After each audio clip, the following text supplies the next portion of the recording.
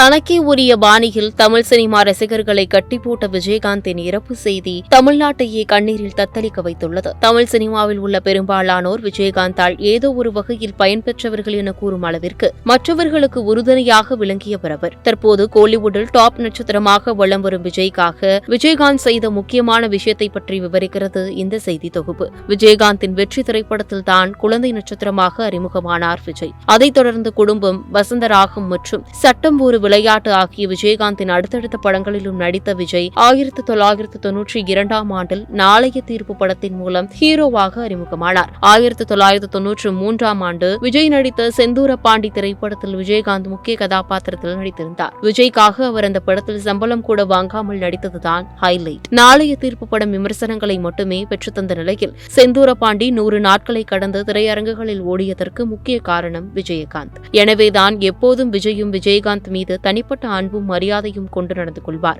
இயக்குனரின் மகனாக மட்டுமே அறியப்பட்ட விஜய் தன்னை நடிகராக அடையாளம் காண ஆரம்ப காலங்களில் விஜயகாந்தின் பங்களிப்பு மிக முக்கியமான அம்சமாக அமைந்துள்ளது குறிப்பிடத்தக்கது.